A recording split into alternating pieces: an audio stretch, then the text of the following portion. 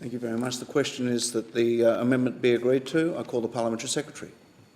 Thank you, Mr Acting Deputy Speaker. And I find it quite remarkable that after 6 long years, Labor are at least talking agriculture. They suddenly got a newfound interest in farming.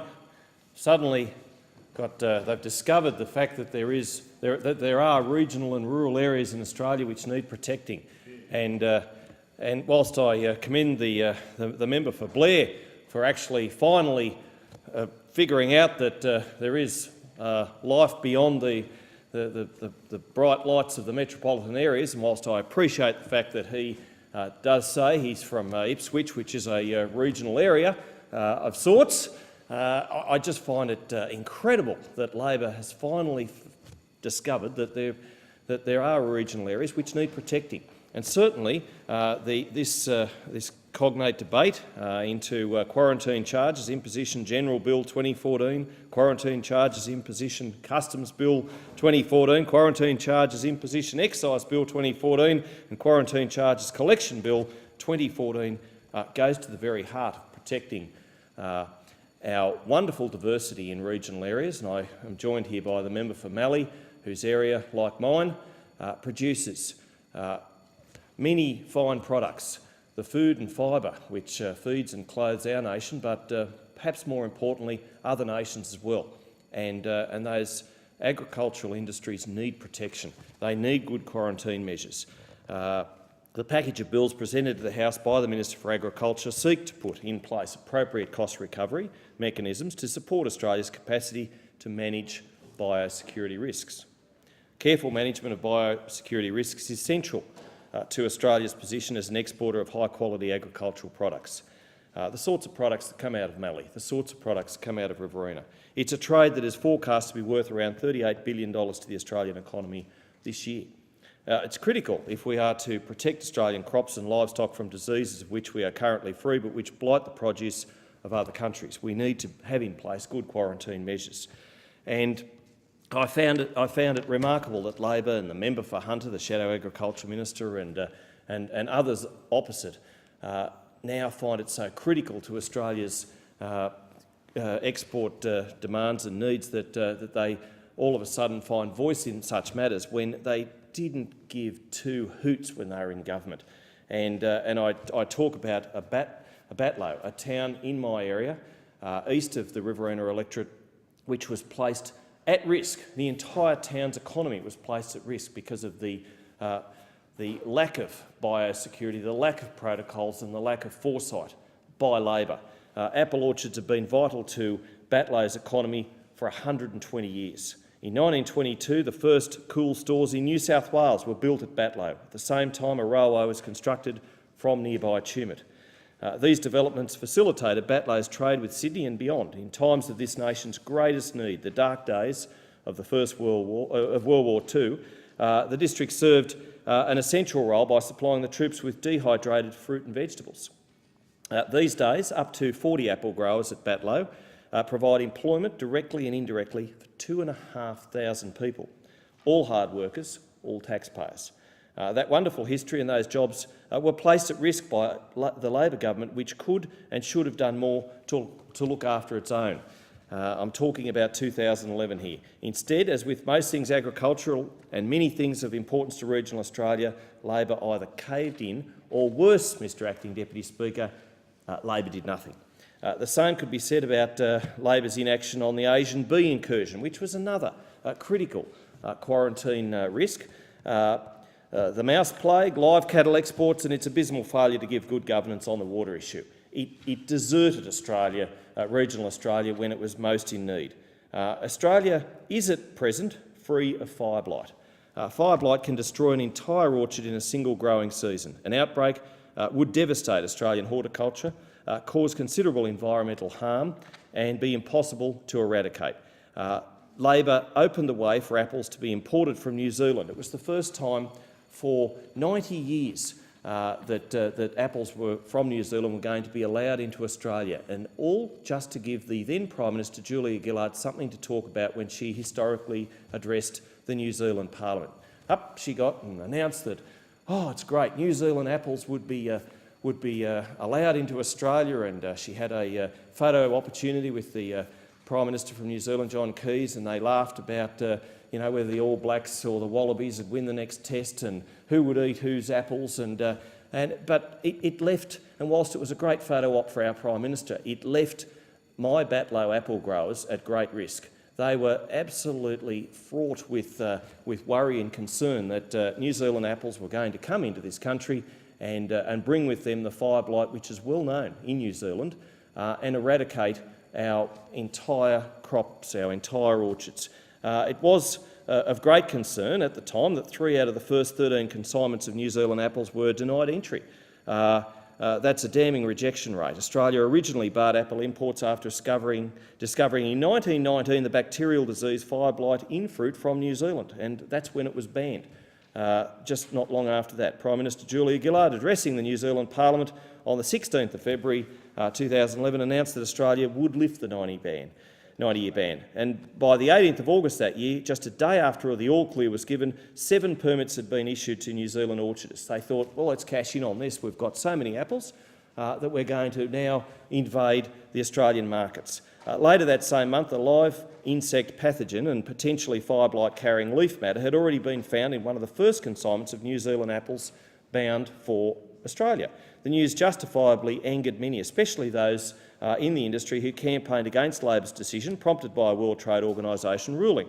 The industry warned that this could expose crops to crippling diseases such as fire blight and pests. One of the very first consignments was refused after a small piece of leaf matter which can carry disease and an insect, an apple leaf curling midge, were found during inspection in New Zealand. And I'm sure that the member for Murray, who's following me, will have something to say about that. Alarmingly, the live insect was found 4 to 5 months after the fruit was harvested. The midge eats leaves and can defoliate trees, depriving them of nutrients. Australia does not have leaf curling midge, and strong chemicals are needed to control it. And some of these strong chemicals are actually banned in Australia, but that's no matter to some of the WTO rules that we have, and certainly didn't matter at the time to Labor.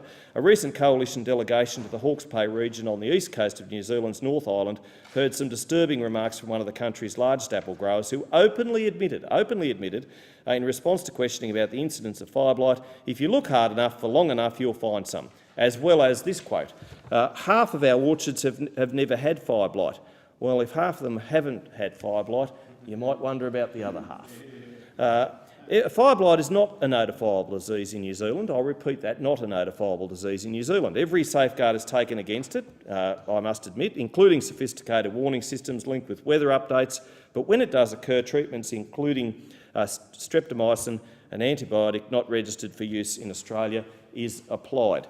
Water used in processing fruit headed to Australia is often the same as that which washes streptomycin and other contaminants from apples destined for other countries, as New Zealand orchards are required to change the water only every 48 hours. The Australian government at the time did nothing. The Labor government did nothing. But I went to New Zealand along with, on a self-funded tour, along with the Shadow Agricultural Minister, John Cobb, and the member for Wannon, Dan Toon, and the member for Murray, Dr Sharman Stone. At the time, self-funded tour, and we looked at the apple orchards, and we came back and we made sure through insistent lobbying that our protocols for quarantine were such that no New Zealand apples were going to arrive here. And I'm proud to say that it's now March 2014 and we've not had one crate of New Zealand apples come to Australia. But that may not have happened, and I see the member for Macon nodding, and he knows how good the apples are in Australia, and I'm sure the member for Lawler doesn't mind a crunchy pink lady either, as I'm sure you do, Deputy Speaker. But we need to protect what we have here in Australia, and sometimes through inactivity, governments just don't do it. But I'm glad to say that no New Zealand apples came to Australia because of the good work done by the Shadow Agriculture Minister at the time and others to make sure that our quarantine measures were enforced. And it's so important that we sometimes have the biosecurity measures in place, but we just don't, for whatever reason, actually ensure that every letter of the law is followed. As I say, a careful management of biosecurity risks is central to ensuring that we have clean, green, exports and as well as product for our own domestic use. It was not that long ago that Labor just ignored that very premise. It was a particular concern to growers in Batlow. It is Australia's apple capital, and despite the fact that Tasmanians might disagree, it is the Australia's apple capital. An outbreak of fire blight would be devastating, as I said. These bills will enable cost recovery for the direct costs of providing services to importers under the Quarantine Act of 1908, and indirect activities such as surveillance, risk analysis and the gathering of intelligence which genuinely support Australia's biosecurity. The amount of changes is to be set out in delegated legislation, but Australian farmers can take comfort under that regime established by these bills requires that the Minister for Agriculture must be satisfied that the amount charged will not be more than the likely costs of delivering the activity. Unlike his predecessor, the Minister for Agriculture, a National Party member, actually understands the consequences of government decisions on the livelihood of farmers and their communities, and they are so important, our farmers.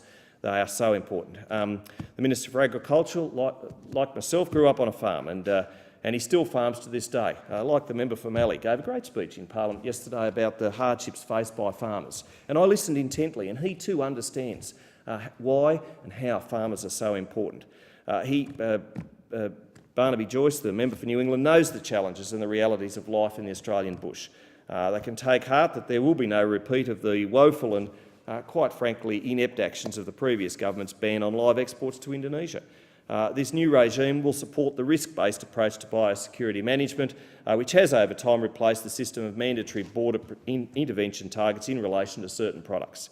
At best, this was a blunt tool which failed to direct resources based on a deep understanding of biosecurity risks, in terms of both the likelihood and potentially devastating consequences for industry across the range of products imported into Australia, which can change over time. As I've said in this place many times before, good regulation gives regulators flexibility in their approach to enforcement so that the very nature of their enforcement action can be adapted to the severity of the non-compliance and the circumstances of the individual. I'm pleased that this bill includes provisions to both impose late payment fees and to remit those fees where appropriate. One of the first site visits I made as the Parliamentary Secretary to the Minister for Finance was the site of the new post-entry quarantine facility at Mickleham in Victoria. The Department of Agriculture currently operates post-entry quarantine facilities at 5 sites across this nation. At each site, the facilities are over 25 years old and are fast approaching the end of their useful life. The new facility at Mickleham will replace these dispersed and these outdated facilities. It's a major undertaking with an expected cost of $293 million.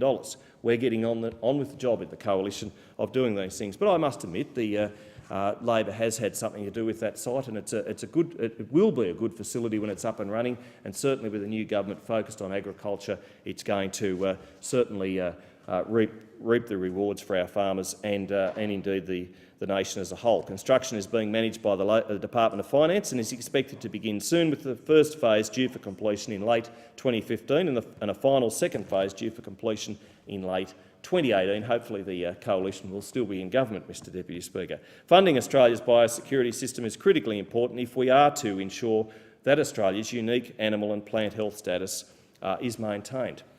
This status is in turn, as I've said before, vital to our ability to export clean, high-quality produce to the rest of the world. We have the opportunity to be the grower of great food, to feed the Asian century, to feed that growing middle class in Asia. Prime Minister Gillard said that herself in one of, I thought, her best speeches as a keynote speaker to an international food forum, food summit in Melbourne.